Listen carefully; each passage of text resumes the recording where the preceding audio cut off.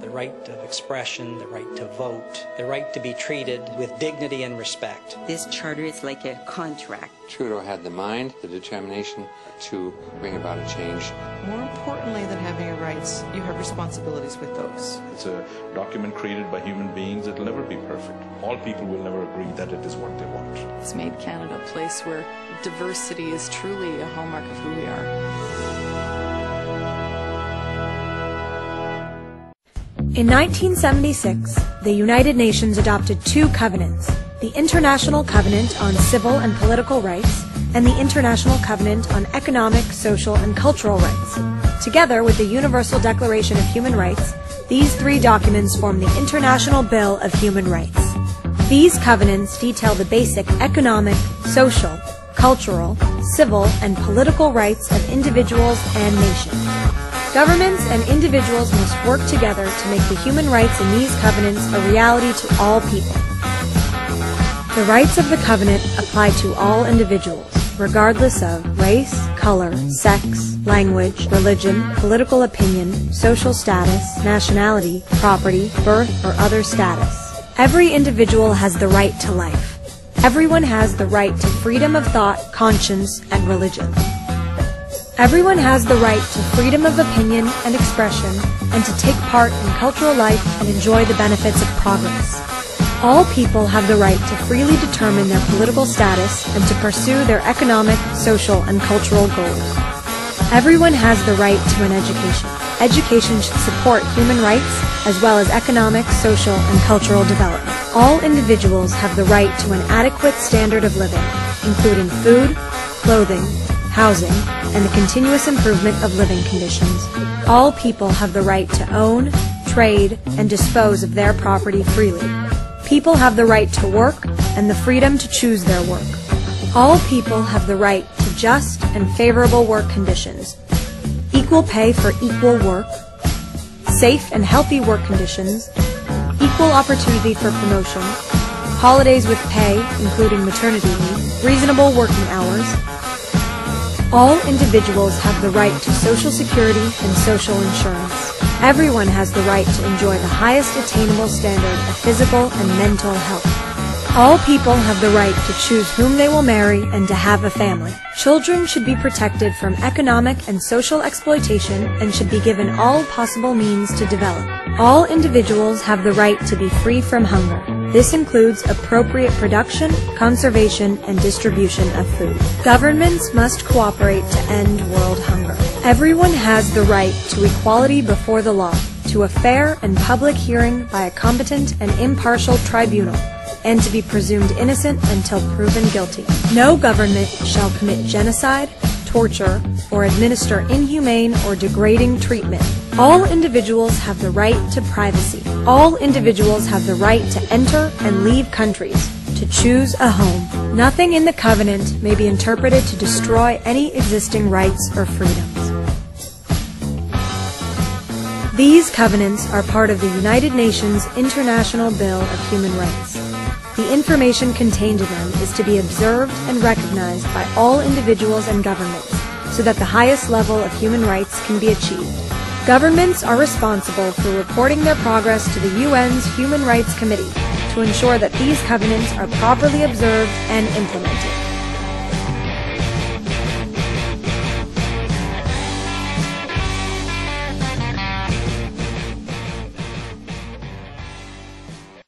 Each time a man stands up for an ideal, or acts to improve the lot of others, or strikes out against injustice, he sends forth a tiny ripple of hope.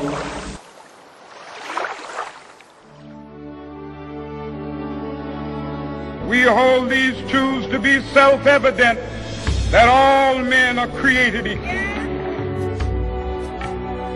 America has led the world in protecting liberty, but in recent years that reputation has been torn to shreds. The list of the U.S.'s own human rights abuses goes on and on. The result has been disastrous. Even America's longtime friends have become disillusioned with us, from 62% to 39% in France, 78% to 37% in Germany, 75% to 30% in our traditional Muslim ally, Indonesia, and 52% to a miserable 12% in Turkey. And when our own human rights record is tainted, it makes it harder than ever to criticize the practices of other countries that abuse human rights. Human rights are important to Americans. They reflect who we are as a people. They're in our national interests. Showing the world that we respect the rule of law makes it harder for extremists to rally people against us. And supporting human rights is one of the best things America can do for the rest of the world. America did not invent human rights. Human rights invented America.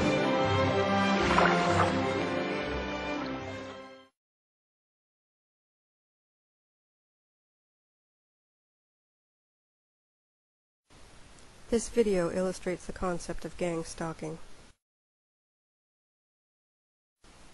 Gang stalking is also known as vigilante stalking or cause stalking, and it involves using several different individuals and vehicles to give a person the message that they are being stalked, yet not give them the ability to identify a single perpetrator. I've just bought a video camera, and this is the first time that I've taken it out. Instead of driving away as I normally would, I sit and play with the zoom on the camera. I hadn't realized the cyclist was sitting at the corner. I actually discovered him after I zoomed in on him. So I decided to sit and keep filming. This is something the stalkers didn't expect me to do. Notice the hand movements here. The guy lifts up his hands, points at the car that's approaching. His hands go back down again, and then he leans towards the car. Also, notice that the white car is missing a hubcap. This is important because the car will be coming back. You may have noticed that I've altered the video slightly. I've inserted still images to illustrate certain points a little more easily. As the ladies approach the corner, there's no indication that they know the guy until they get close to him. Watch as the blonde woman walks toward him, and obviously he says something to her, and she turns around and looks in my direction. The other woman seems to stop herself from turning around completely. The blonde woman points at me. Watch now as the guy on the bike signals someone else. He looks at his wrist as though looking at the time, then turns his palms upward as if to say, "I don't know what's going on." This is just before a cyclist and a car come by.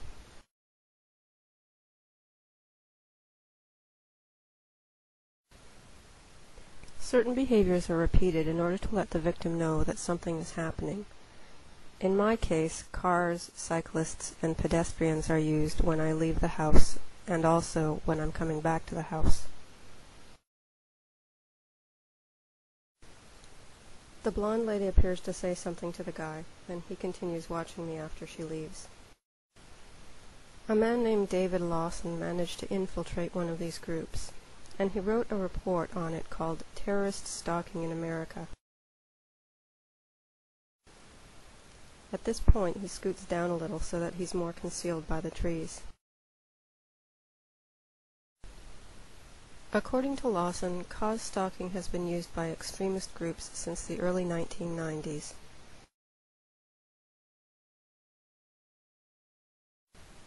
This gives the viewer a reminder of how far away the cyclist actually is.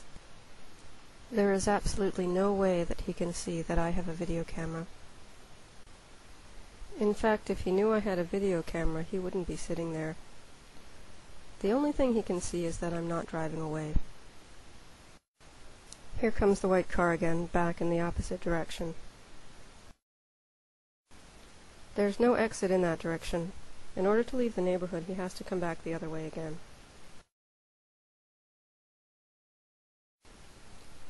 According to David Lawson, the people who are involved in gang stalking are often not employed, which gives them the ability to follow a person at any time of day.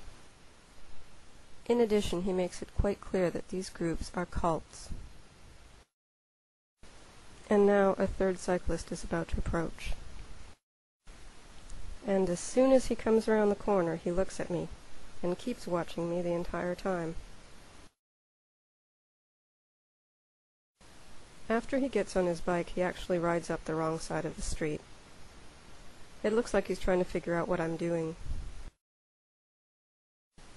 At the end of this video, you'll see a picture of what I looked like to them.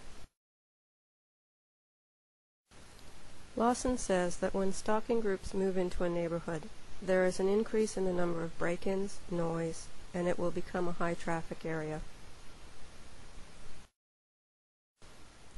And now a fourth cyclist is about to approach. And here comes the same white car a third time. The basic system is alleged to have been developed by the Ku Klux Klan and refined through years of use. The primary characteristic of cause stalking is that it is done by large groups of people. A target will always be followed, but he is unlikely to see the same stalkers very often. The cyclist has now left. I've blurred the video here on purpose to protect the child's identity. And I lowered the camera when a second child came by. 2 more cars are about to approach.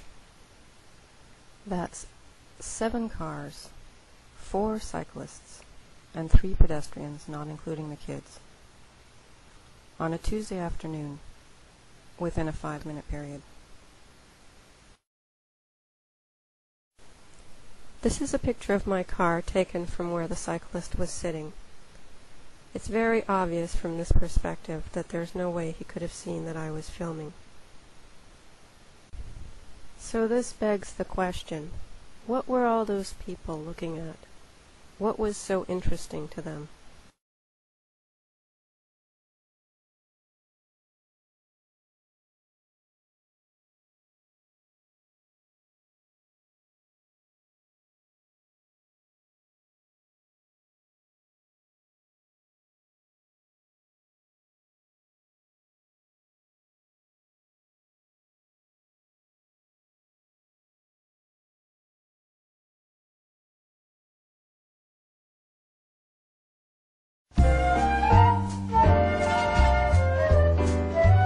Hey, are you one of those fuckwads that has a fucking problem? Fucking problem? With kids being gay? Fucking queer. Fucking faggot. 1 out of 3 queer kids have fucking tried to kill themselves. If I grow up to be lesbo. If I grew up gay, do you want me to get fucking gay bashed? Then listen up, haters. On some fucking straight talk on gay bashing bullies. Hey kids, it's Fuck Hate!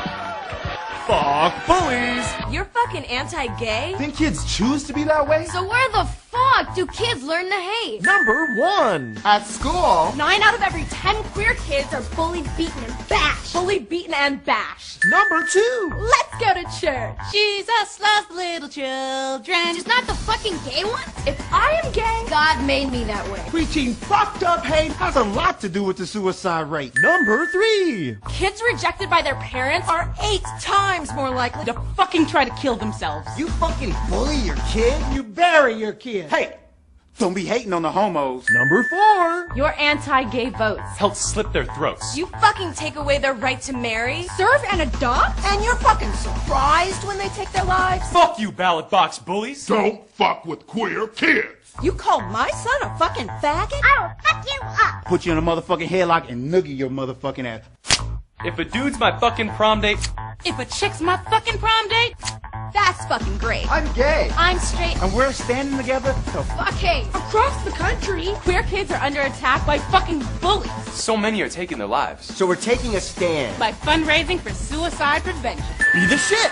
Get the shirt. Starting at $13. That's so fucking gay. Proceeds from each shirt. Pay to help those who are young and gay. Do good and look good doing it. Dance, bitches. I'm gonna smack you. Straight against hate. Don't be hating on the homos.